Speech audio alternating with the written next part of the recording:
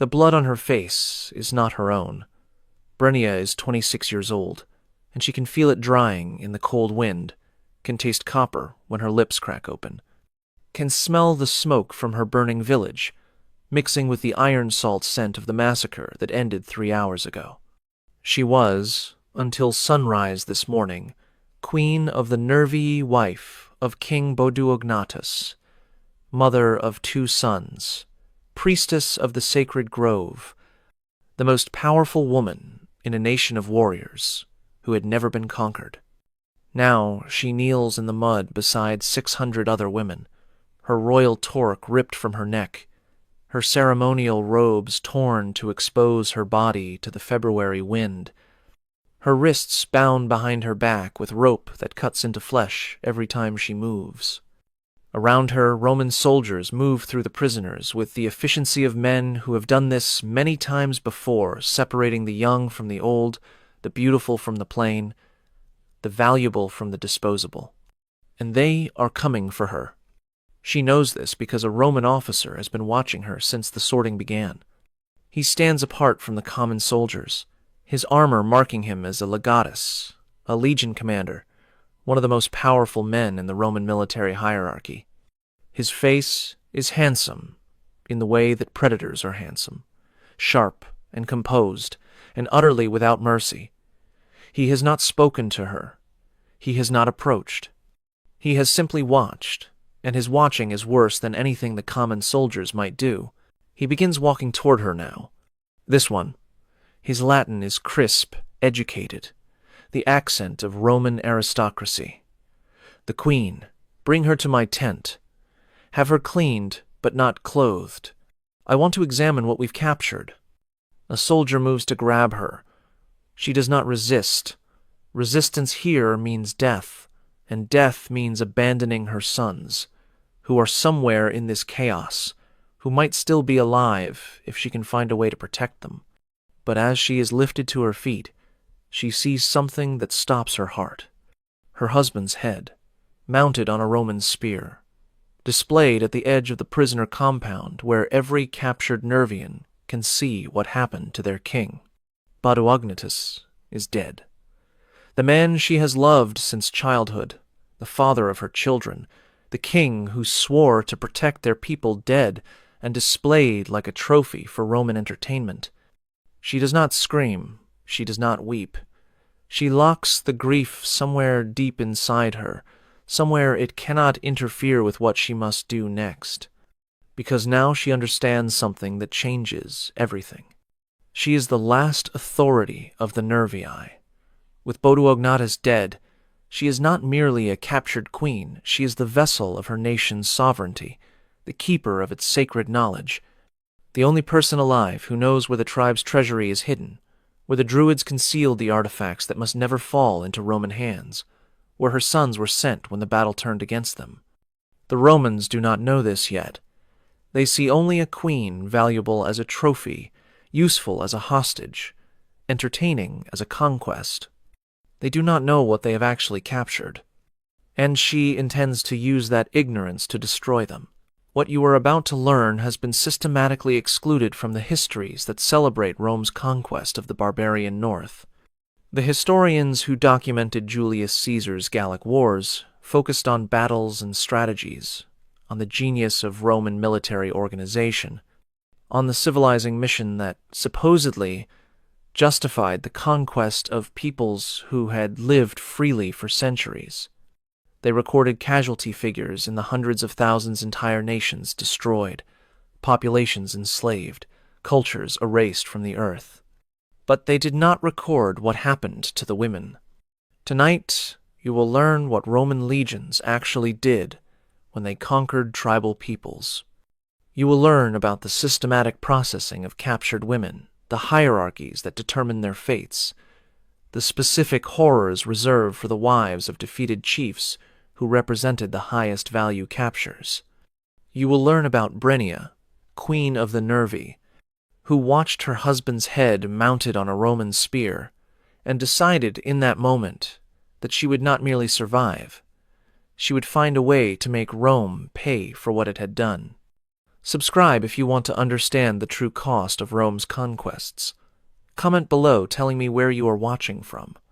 Because Brennea is about to enter the tent of Legatus Gaius Cornelius Scipio, and what happens in that tent will determine whether she lives or dies, whether her sons survive or perish, whether the Nervi have any future at all. But I need to warn you about something first. This story does not go where you expect it to go. There will be moments when you think you understand what is happening. There will be moments when you think you know who the villains are and who the heroes are. There will be moments when you think the ending is obvious. You will be wrong. Because what Roman legions did to the wives of defeated tribal chiefs was more complicated than simple brutality. It was a system, and systems can be manipulated by people who understand them. Brennea understood systems, and she was about to demonstrate what that understanding could accomplish. The tent of Legatus Gaius Cornelius Scipio was larger than the house Brennea had grown up in. Canvas walls enclosed a space that contained furniture, carpets, bronze lamps, a writing desk covered with maps and documents, all the apparatus of Roman military administration, transported across hundreds of miles so that a commander could maintain civilized comfort while destroying civilizations. She was brought inside by soldiers who positioned her at the tent's center, then withdrew to guard positions by the entrance. She was alone with the legatus. Scipio circled her slowly, examining her the way he might examine a horse he was considering purchasing. "The Queen of the Nervi," he said, "wife of Bodognatus, who killed 3,000 of my men before we brought him down. Mother of 2 sons who have apparently vanished. We're still searching." He stopped in front of her, his eyes meeting hers. "And priestess of your people's sacred grove. That's the detail that interests me most." She said nothing. Let him talk. Let him reveal what he knew and what he didn't. "The Druids performed their rituals in that grove," he continued. "They kept records there, artifacts, treasures accumulated over centuries. My scouts found the grove, or what was left of it after your people burned it, but they found nothing of value, just ash and bones." Still, she said nothing, which means the Druids moved their treasures before we arrived, and the only people who would know where they moved them are the Druids themselves, who died defending the grove, or the king who is decorating a spear outside, or the queen. He smiled. I am a woman. The Druids did not share their secrets with women. The Druids made exceptions for queens who were also priestesses. Your people's own traditions confirm this. You were initiated into mysteries that ordinary women were forbidden to know. He was well informed, too well informed. Someone had told him things that only a Nervian would know. "What do you want?" she asked. "I want the Druid treasures. I want the tribal treasury that your husband hid before the battle. I want the location of your sons, who are heirs to a throne that no longer exists but who might still be useful as hostages." He paused. "And I want you to cooperate willingly, rather than requiring persuasion. And if I refuse, then I persuade you. There are methods that work on almost everyone, given enough time and creativity. I would prefer not to damage you. Undamaged queens are more valuable, but I will if necessary. What do you offer in exchange for cooperation?" The question surprised him. She saw it in the slight shift of his expression. He had expected pleas, or defiance, or silence. He had not expected negotiation. "You are not in a position to negotiate. Everyone is always in a position to negotiate. I have information you want. You have power over my survival and my children's survival. That is the basis for a transaction. The transaction is simple. You tell me what I want to know, or I hurt you until you tell me. That transaction destroys the value of what I'm offering.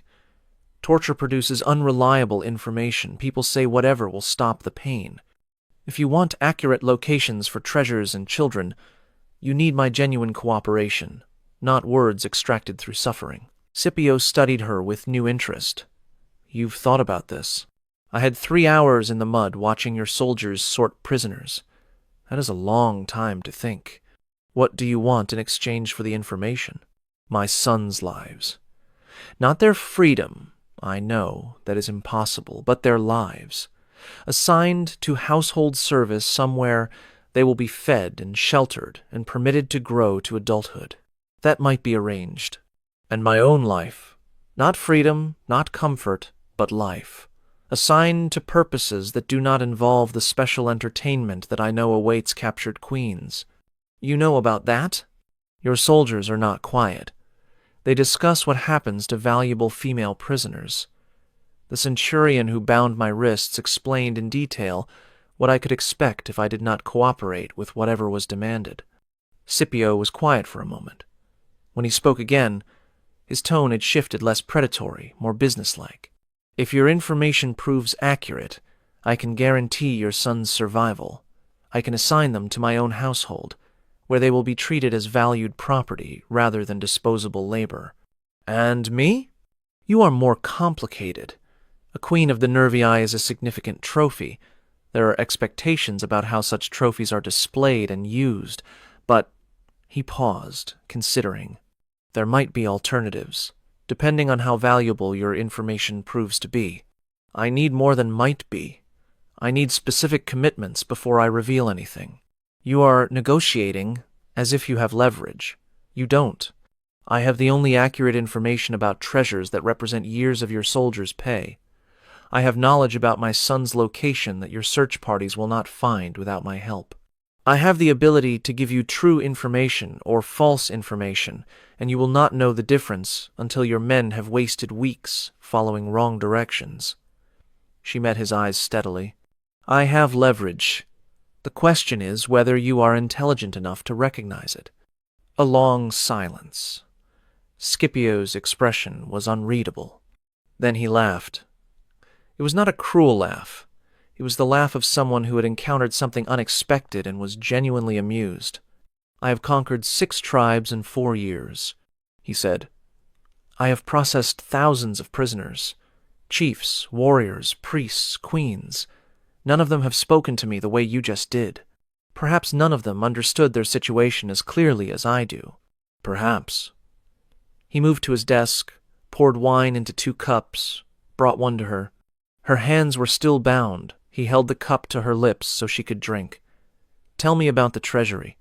If your information is accurate, we will discuss terms for everything else. She drank. Then she began to talk. But she did not tell him the truth. She told him a version of the truth accurate enough to be verified in the short term, inaccurate enough to waste his time and resources in the long term. The treasury was hidden, yes, but not where she said it was. The direction was right, the distance was wrong. By the time his men discovered the deception, she would have created opportunities that did not currently exist. She was playing a game that Scipio did not realize had begun, and she was playing it to win. Let me stop here to explain something about how Roman legions processed captured women, because without this context, you cannot understand what Brenia was navigating. When a tribe was conquered, its women became property of the Roman state. The disposition of that property followed a specific hierarchy based on the women's perceived value. At the bottom were common women farmers' wives, craftsmen's daughters, the ordinary population of the defeated tribe. These women were sold in bulk to slave traders who transported them to markets throughout the empire. They became agricultural laborers, domestic servants, prostitutes in roadside establishments, whatever purposes buyers found for them. Above them were skilled women weavers, brewers, women with craft knowledge that made them more valuable than common laborers. These women were sold individually, often at significant premiums, to buyers who wanted their specific skills. Above them were noble women, the wives of warriors and minor chiefs, women whose status in the tribal hierarchy translated into perceived quality. These women were often kept by officers as personal servants or concubines, or sold to wealthy Romans who wanted exotic companions. And at the top were queens and princesses, the wives and daughters of tribal kings, the highest value captures, the trophies that demonstrated Roman power most dramatically. Queens had special value because they represented the complete subjugation of the defeated nation. A queen kneeling in chains demonstrated that even the highest status in barbarian society meant nothing against Roman power. Queens were displayed in triumphs, the ceremonial processions through Rome that celebrated military victories. They were given to important men as gifts, demonstrating the gift-giver's access to rare treasures. They were sometimes kept alive for years, their continued existence serving as ongoing proof of Rome's dominance. But queens also faced specific horrors that other captives were spared. Because queens represented their nation's sovereignty, their degradation had to be complete and public. They were stripped of all markers of their former status jewelry, clothing, symbols of rank. They were renamed with Latin names that erased their identities. They were forced to perform acts of submission that demonstrated their acceptance of Roman authority, and they were made available to their captors in ways designed to maximize humiliation. The special entertainment that Brenia had referenced was well documented in sources that Roman historians later tried to suppress. Captured queens were often assigned to officers' quarters for hospitality purposes, a euphemism for systematic intimate use by whoever the commanding officer wished to reward. They might serve dozens of men over weeks or months, their royal status adding spice to what would otherwise be ordinary abuse. This was the fate Brenia was trying to avoid. This was the system she was trying to manipulate. This was the horror that awaited her if her gamble failed. And her gamble was about to get more complicated. The morning after her first conversation with Scipio, Brenia was moved from the prisoner compound to a tent near the legatus's quarters. It was a servant's tent, small, uncomfortable, guarded, but it was private, and privacy was valuable. She was also given clothing, not her royal robes, which had been taken as trophies, but a simple tunic that covered her body and provided some protection against the February cold. The clothing was a signal. She was not yet being treated as ordinary captured property. The signal meant Scipio was still negotiating. She spent the morning thinking through her situation. The false information she had provided about the treasury would take time to verify. Scipio would send soldiers to the location she had described. They would search. They would find nothing. And Scipio would return to demand the truth. She had perhaps 3 days before that happened. 3 days to find her sons. 3 days to identify allies or vulnerabilities. 3 days to construct a better position than the one she currently occupied. She began by listening. The tent's walls were canvas, and canvas transmitted sound. She could hear soldiers passing, officers conferring, the routine business of a Roman military camp continuing around her. She listened for information, names, numbers, plans, anything that might be useful. What she heard instead was a conversation that changed everything. 2 officers, speaking Latin that they assumed no barbarian prisoner could understand. But Brenia had learned Latin years ago. Traders came through Nervi territory regularly, and a queen who could speak with them directly was more valuable than one who required interpreters. Scipio thinks she knows where the treasury is hidden, one officer said. She probably does. The question is whether she'll tell the truth. He's offering her the standard arrangement survival in exchange for cooperation. Will she take it? Who knows? These barbarian queens are unpredictable. Some of them cooperate immediately. Some of them hold out for weeks before breaking. She seems intelligent, which could go either way. What about her sons? The search parties haven't found them. Scipio thinks she knows where they are too, but she's holding that information back, using it as additional leverage. Where would she have hidden them? Could be anywhere. The Nervi had allies throughout the region. She might have sent them to another tribe before the battle, or hidden them with sympathizers in the countryside, or... The second officer's voice dropped. What about the Druid network? What about it? The Druids maintained safe houses throughout Gaul, places where they hid people and objects that needed protection. If the queen was really a priestess, she would know about those safe houses. The Druid network was destroyed when Caesar swept through Gaul. Was it? Or did it just go underground? A pause. That's a dangerous line of speculation. If the network survived, if there are still Druids operating secretly throughout the province, then there might be organized resistance that we haven't detected, and the queen might be connected to it. Scipio needs to know this. Scipio already suspects. Why do you think he's being so careful with her? She's not just a trophy, she might be a source of intelligence about threats we don't know exist. The officers moved away, their conversation fading beyond Brennia's hearing. But she had heard enough. The Druid network, the safe houses, the possibility of organized resistance. The Romans suspected what she knew for certain. The Druids had not been destroyed. They had scattered, hidden, waited, and Brennia knew how to contact them. She also now understood why Scipio was treating her differently than he treated ordinary captives. He didn't just want the treasury. He wanted to use her to expose the network she belonged to, which meant she was more valuable than she had realized, and more dangerous to him than he had realized. That afternoon, a visitor came to her tent. He was younger than Scipio, perhaps 30, with features that marked him as Roman, but with something in his manner that suggested he was not quite the same as the other officers. His name, she would learn, was Marcus Aurelius Cato, and he was a tribune attached to the legion for purposes he did not initially explain. "The legatus told me you speak Latin," he said, entering the tent without ceremony.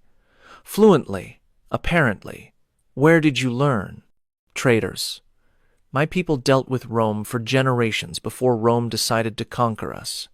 You don't seem surprised to see me. I am surprised by nothing anymore. Surprise requires expectation, and I no longer have expectations." Cato sat on the single stool the tent contained, studying her with curiosity rather than the predatory assessment she had seen from Scipio. "I've read about your people," he said. "The Nervi. Caesar wrote that you were the bravest of the Belgae, that you refused to negotiate or surrender, that you nearly destroyed his army before he managed to defeat you. We did not nearly destroy his army. We destroyed 2 legions entirely and reduced 3 others to fragments. He rebuilt with reinforcements and returned to finish what we had started. You know your history. I lived my history. My father died in the battle against Caesar. My first husband died in the battle against Scipio's predecessor. My second husband, the one whose head is displayed outside, died yesterday." She met his eyes. "I know Roman military history better than most Romans, because my family has paid for it in blood. And now you're a prisoner, negotiating for survival with a man who wants to extract everything you know before discarding you. That is accurate. What if I told you there was another option?" She was immediately suspicious. Nothing about this felt right, a young tribune appearing with offers that contradicted what Scipio had proposed. "I would ask what you want in exchange. Confirmation of something I suspect but cannot prove." Cato leaned forward. "The Druid network, is it still active?" She said nothing. "I'm not asking because I want to destroy it," he continued. "I'm asking because I'm part of a faction in Rome that believes the current approach to Gaul is unsustainable. We cannot hold this province through terror forever. Eventually, there must be accommodation, integration, something other than endless conquest and suppression. Romans who want peace with the people they've conquered. That seems unlikely. We're a minority, yes, but we exist. And we believe that establishing contact with whatever remains of the Druid network could be the first step toward a different kind of relationship between Rome and the peoples it has conquered. You want me to betray my people by revealing their secrets to Romans who claim to want peace, but who might actually want to complete the destruction that Scipio has begun. I want you to consider whether there is a path forward that does not end with your death and your son's enslavement. And if I refuse to consider it, then you remain in Scipio's custody, subject to his methods, until he extracts what he wants or destroys you in the process. The outcome is the same either way. The only question is how much you suffer before reaching it. Brenia was quiet for a long moment. Cato was either telling the truth or executing a sophisticated manipulation designed to make her reveal what torture could not extract. She had no way to know which. But she had learned something important. There were factions within the Roman command, different officers with different purposes, conflicts she might be able to exploit. "I will think about what you have said," she told him.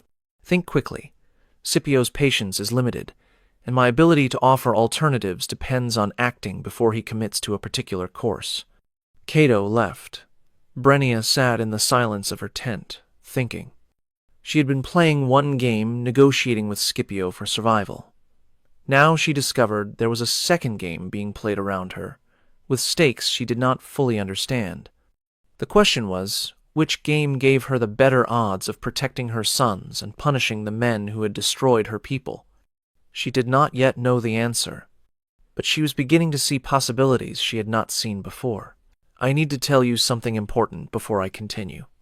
Everything I have described so far, the capture, the negotiation with Scipio, the visit from Cato, happened in the first 36 hours after the Nervi were conquered." Brenia was operating in a fog of shock, grief, and desperate improvisation, trying to construct a strategy from fragments of information and limited options. What happened next changed the nature of the game entirely, because on the morning of the second day, Scipio's soldiers returned from their search for the treasury. They had found it. Not where Brenia had told them it was hidden, but they had found it anyway, through methods she had not anticipated. They had a map, a detailed map showing the real location of the Nervii treasury, the Druid artifacts, the safe houses she thought were secret. A map that could only have come from someone who knew the same things she knew. Someone had betrayed her people. And when Scipio summoned her to his tent to confront her with the map, she recognized the handwriting on its margins. It was her brother's handwriting, Kadok. Her younger brother, who had been captured in the battle, who she had assumed was dead or enslaved with the other warriors.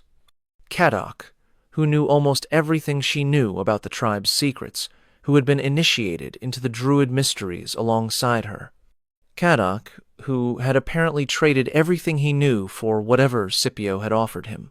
"You lied to me," Scipio said, his voice flat with controlled anger. "You gave me false locations, tried to waste my time, thought you could manipulate me with partial truths. Who gave you that map?" "Your brother. He was more cooperative than you, or perhaps simply more realistic about his situation. What did you offer him?" "Freedom. A new identity. Passage to a province where no one knows who he was. He betrayed everything for the chance to survive as something other than a slave." Brenia felt the rage building in her chest, but she forced it down. Rage would not help her now. "So you have the treasury. You have the locations. What do you still need from me?" "I need confirmation of what your brother told me about the network.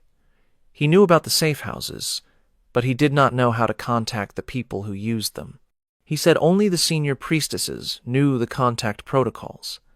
And you are the only senior priestess still alive. And if I refuse?" Scipio's expression hardened. "Then you have no remaining value to me, and I will dispose of you in the manner appropriate for prisoners who have proven uncooperative. The special entertainment. The special entertainment, starting tonight if you prefer. I have officers who have been asking about you." Brenia calculated quickly. Kadok's betrayal had destroyed most of her leverage. She no longer had exclusive information about treasures and locations. But she still had knowledge of the network, knowledge that Scipio wanted and Cato wanted, and that might be the difference between survival and destruction. "I need time to think. You have until sunset. Then I will make the decision for you." She was returned to her tent with guards, who watched her more closely than before. Scipio's trust, if it had ever existed, was gone. She had hours to think. Hours to decide whether to reveal what she knew about the network, whether to trust Cato's claim of Roman factions that wanted peace, whether to gamble on possibilities that might not exist. And she had something else to think about. Her brother, Kadok, who she had loved since childhood, who had betrayed everything for his own survival. She understood why he had done it. The choice between cooperation and destruction was not a choice at all. It was a calculus of suffering, and Kadok had calculated that revealing secrets was better than enduring torture. She might have made the same choice if she had not had sons to protect. But understanding did not mean forgiveness. Kadok's betrayal had cost her leverage, had put her sons in greater danger, had destroyed options that might have saved not just her but others who depended on the network's continued secrecy. If she survived this, she would have to decide what to do about Kadok. But first, she had to survive. Late in the afternoon, Cato returned. "I heard about the map," he said without preamble. "Your brother's cooperation has complicated things.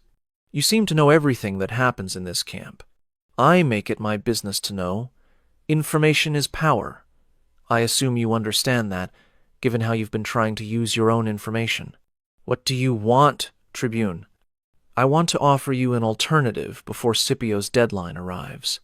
A path that does not lead to the special entertainment or the surrender of everything you know about the network." "I'm listening." "There are people in Rome who would find your knowledge valuable, not for destroying the network, but for using it as a channel for communication, as a foundation for future accommodation. These people would pay significantly for access to someone who could make introductions, facilitate contacts, bridge the gap between Roman administration and Gallic resistance." "You want to buy me?" "I want to acquire you for purposes that serve both our interests. You would not be a slave in the conventional sense. You would be a consultant, an advisor, someone whose expertise is valued rather than extracted through torture." "And my sons?" "Would be educated in Rome, raised as Roman citizens with Gallic heritage, positioned for futures that ordinary slaves could never access. It would require them to grow up Roman rather than Nervian. But they would grow up, which is more than Scipio's plans offer them." It was a remarkable proposal, too remarkable to trust completely. Why would Roman aristocrats want to preserve the network rather than destroy it? Because some of them understand that Gaul cannot be held forever through military force alone. Because they see the network as potential infrastructure for a different kind of relationship. Because they are playing long games that require assets most Romans do not value. "And you represent these aristocrats?" "I am authorized to speak for them in matters like this." "Who are they?" "You'll learn that if you accept. Until then, their identities are protected." Brenia considered the offer. It was either a sophisticated attempt to extract her knowledge through persuasion rather than torture, or a genuine opportunity to survive with her sons in conditions far better than anything else available. She could not tell which, but she could buy time to find out. "I need to know my sons are safe before I agree to anything," she said. "Scipio is still searching for them. If he finds them first—" "Where are they?" She hesitated. This was the information she had been protecting most carefully. "If I tell you, can you reach them before Scipio does? I have resources that Scipio does not know about. Fast riders, local contacts, people who can move through territories that Roman patrols cannot. This could be a trap. You could be working with Scipio, offering a different approach to extract what torture cannot. It could be. But you're running out of time and your options are narrowing with every hour." Cato met her eyes. "Your sons are hidden somewhere. If Scipio finds them, they become his leverage against you. If I find them first, they become safe, and you gain the freedom to negotiate from strength rather than desperation." He was right. She knew he was right. But trusting him meant risking everything on judgment she could not fully verify. She made her decision. "There is a farmstead 3 days' ride north.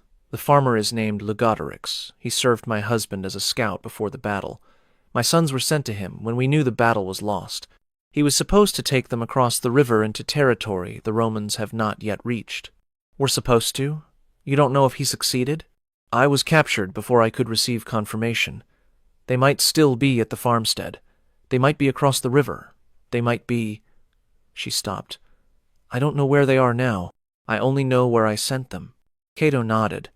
"I'll send riders tonight. If your sons are reachable, we'll have them within 3 days. And if Scipio finds out what you're doing, then we both have problems. But Scipio is focused on the treasury recovery and the network intelligence. He's delegated the search for your sons to subordinates who are not particularly competent. We have a window. How do I know you'll actually help them? How do I know you won't just take them and use them as your own leverage against me? You don't. You're trusting me because the alternative is trusting Scipio, and we both know how that ends." Cato stood to leave. "Tonight, when Scipio demands your decision about the network, stall him. Tell him you need to see your sons before you'll reveal anything. It's the only card you have left. Play it." He left. Brenia sat in the dimming light of her tent, contemplating the web she was caught in. Scipio wanted her knowledge and would destroy her to get it. Cato wanted her knowledge for different purposes and offered survival in exchange. Her brother had already traded everything he knew for freedom. Her sons were somewhere beyond her reach, their safety depending on people she did not know and could not control. And sunset was approaching. Scipio summoned her as the last light faded from the sky. His tent was lit by oil lamps that cast moving shadows on the canvas walls. Maps and documents covered the desk, including, she noticed, the map her brother had provided. Guards stood at the entrance. Everything about the scene suggested finality. "Have you made your decision?" Scipio asked. "I have. And I will reveal nothing about the network until I see my sons and confirm they are safe." Scipio's expression darkened. "That is not one of your options." "It is my only option. The network knowledge is the last thing I have to trade. I will not trade it for promises that might never be kept. Bring me my sons. Let me see that they are alive and protected, and I will tell you everything you want to know. Your sons are being searched for.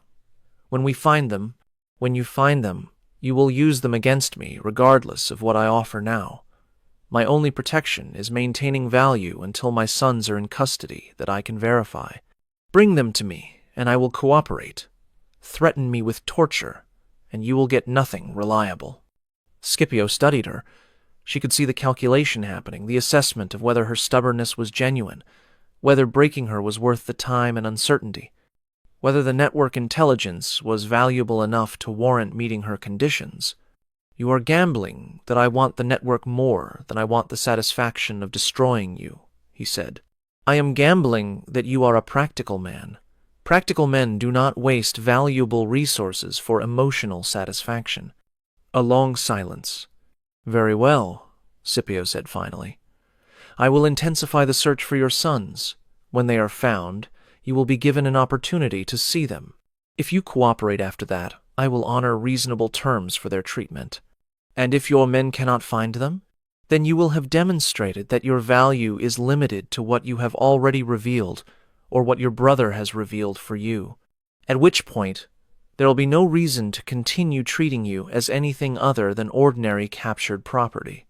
"I understand. I hope you do." Scipio gestured to the guards. "Return her to her tent. Double the watch. She speaks to no one without my authorization." She was led away, knowing that she had bought time, but not knowing how much time, or whether Cato's riders would reach her sons before Scipio's search parties did. Everything now depended on a race she could not participate in. 3 days passed. 3 days of waiting, of listening through canvas walls for information, of trying to read meaning into the movements of guards and the expressions of the soldiers who brought her food. 3 days during which she did not know whether her sons were safe, whether Cato's offer was genuine, whether Scipio was preparing the special entertainment that awaited uncooperative prisoners. On the 4th day, Cato came to her tent. His expression told her everything before he spoke. "We found them," he said. "Both of them, alive and unharmed. Lugatarix had already taken them across the river. My riders caught up with them 2 days north of Roman-controlled territory. The relief was physical, overwhelming. She had to sit down to keep from collapsing. Where are they now?" being brought south through routes that avoid Roman patrols. They should arrive at a safe location near Rome within 2 weeks. After that, he paused. After that, their future depends on what happens here. What do you mean? Scipio's search parties found the farmstead. They found Logotorix. Cato's voice was careful. He's been questioned, extensively. He revealed that your sons had been there, but had left before the soldiers arrived. Scipio now knows they're beyond his reach, which means I've lost my leverage. Which means you've lost your leverage with him, but you still have value to the people I represent. The network knowledge, the contact protocols, the safe house locations that your brother didn't know about, these are still worth something. Scipio will demand that I reveal everything now. He has no reason to wait. Scipio will demand, yes, but you will not be here when he demands. Brenia looked at him sharply. What do you mean? I have arranged transportation. Tonight you will be moved out of this camp and into custody that Scipio does not control. By the time he realizes you're gone, you will be beyond his reach, the same as your sons. You can do that. Remove a prisoner from a legatus's custody? I told you I represent people with significant resources. Resources that include the ability to override local commanders when necessary. And what happens to me in this new custody?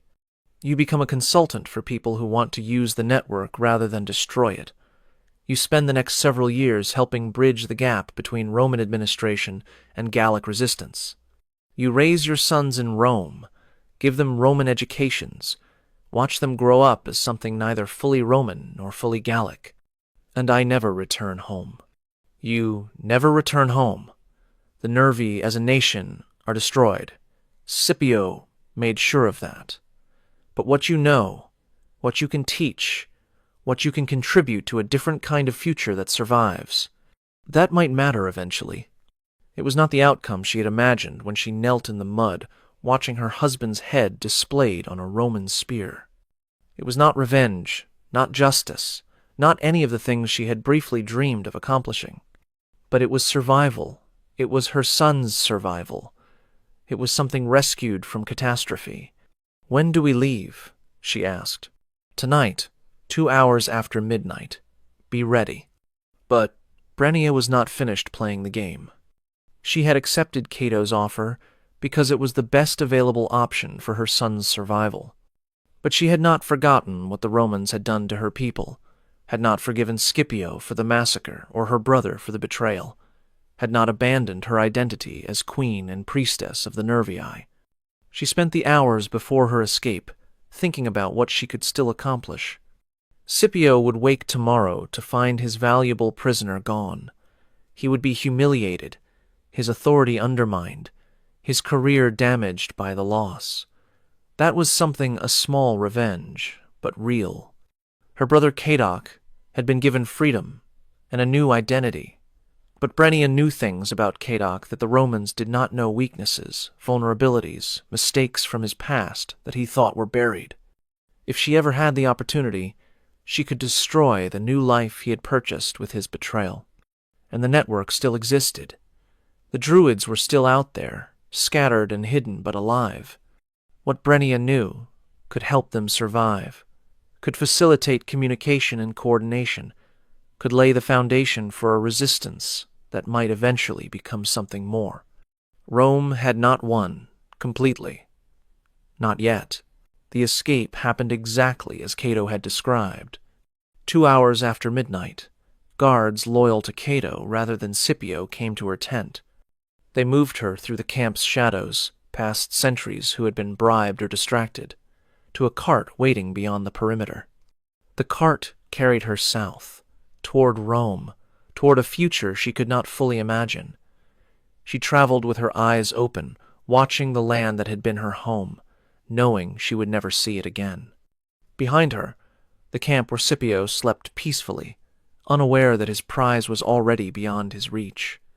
Ahead, her sons, who would grow up Roman, but who would know because she would teach them where they came from and what had been done to their people. And somewhere in the space between, a plan taking shape, a plan that would take years to execute.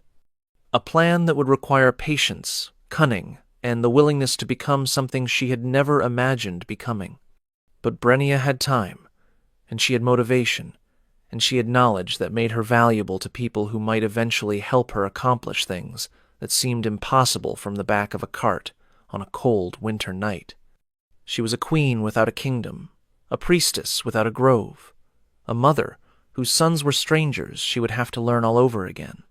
But she was alive, and she intended to make that life mean something.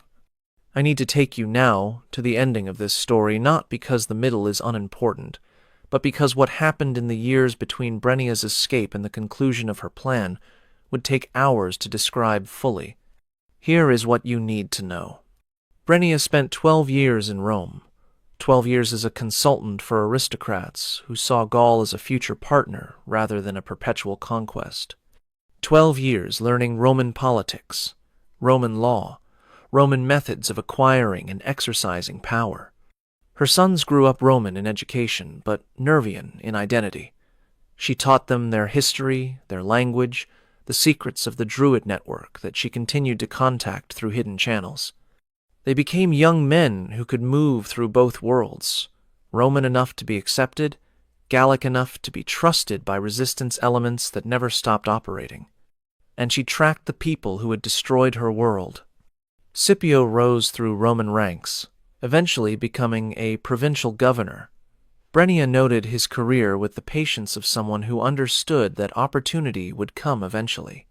Her brother Caddoc established himself as a merchant in a distant province, prosperous and anonymous. Brenia knew where he was.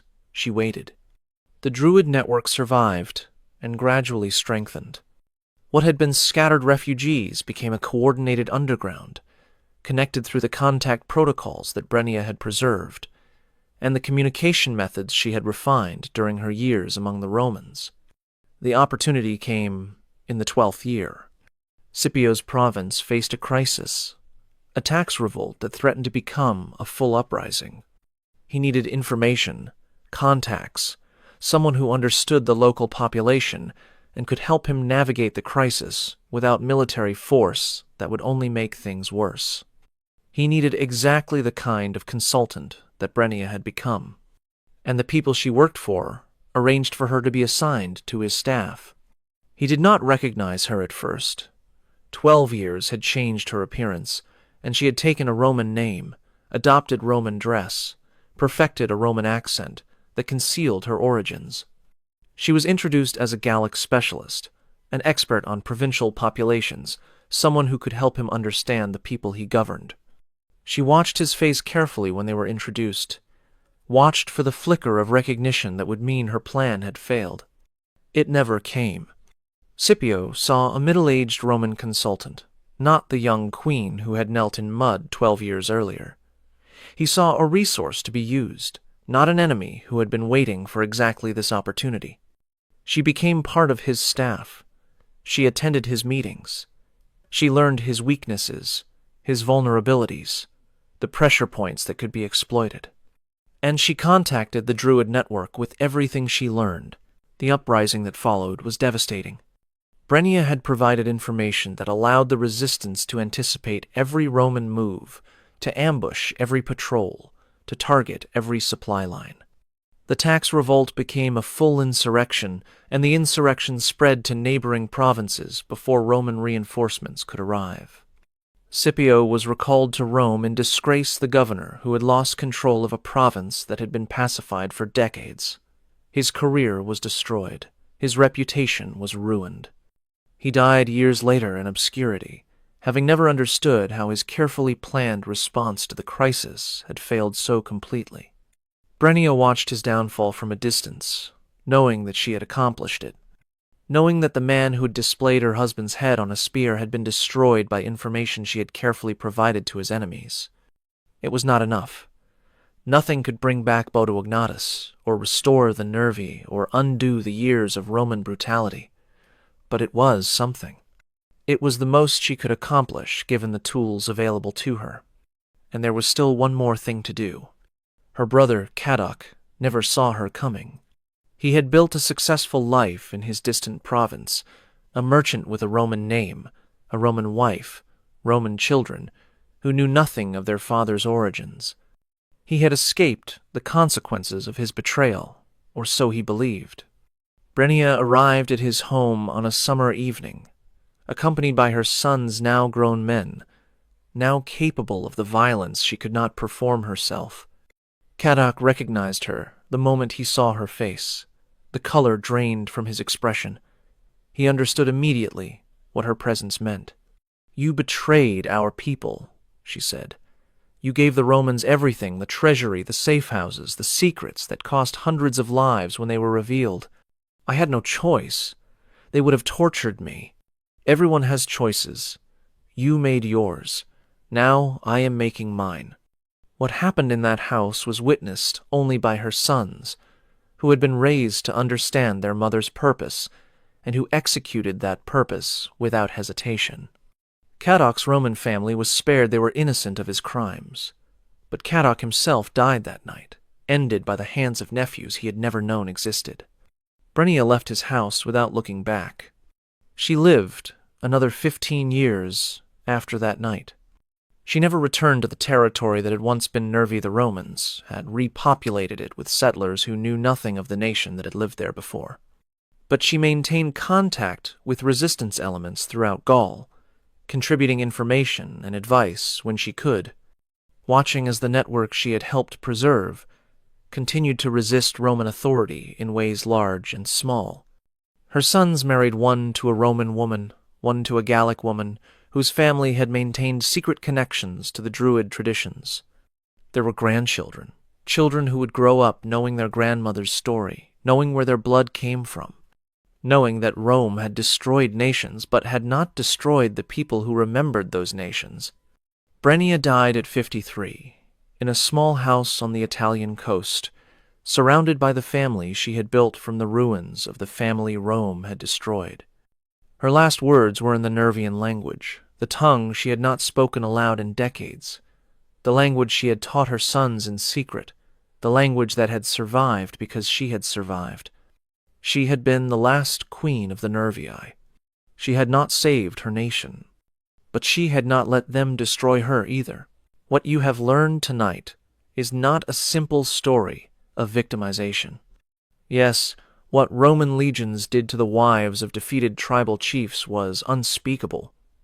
The systematic processing of captured women, the special entertainments reserved for queens and princesses, the complete destruction of status and identity that Roman conquest imposed, these were horrors that deserve to be remembered. But Brenia's story is also something else. It is a story of resistance, of adaptation, of turning the tools of empire against the empire that created them. It is a story of a woman who lost everything and still found ways to fight, still found ways to protect what mattered to her, still found ways to make her enemies suffer for what they had done. Rome conquered many nations. Rome processed thousands of captured queens. Most of them were destroyed exactly as the system intended, broken, humiliated, used until they were used up, then discarded. But some of them found other paths. Some of them learned Roman methods and turned those methods against Rome. Some of them survived long enough to become dangerous in ways that Rome had not anticipated. Brenia was one of these. Not a victim, not a hero, but something more complicated. A woman who made terrible choices in terrible circumstances, who manipulated the people around her for survival and revenge, who achieved outcomes that were neither complete victory nor complete defeat. Remember her. Remember the queen who knelt in mud watching her husband's head displayed on a spear, and who decided in that moment that she would not let Rome have the ending they expected. Remember that conquered peoples are not passive victims. Remember that systems of oppression can be navigated, manipulated, turned against themselves by people who are willing to learn their rules and use them. Remember what the wives of defeated tribal chiefs faced. Remember what some of them managed to accomplish anyway. Remember Brenia. Remember. Subscribe if you want more hidden histories revealed. Comment below telling me where you are watching from. Share this video with anyone who thinks they understand Roman conquest from the perspective of the conquerors, because the conqueror's perspective is incomplete. The conquerors did not record what the conquered thought, planned, accomplished in the shadows. They did not understand that the women they processed as property were sometimes the most dangerous enemies they faced. Remember the wives. Remember the queens. Remember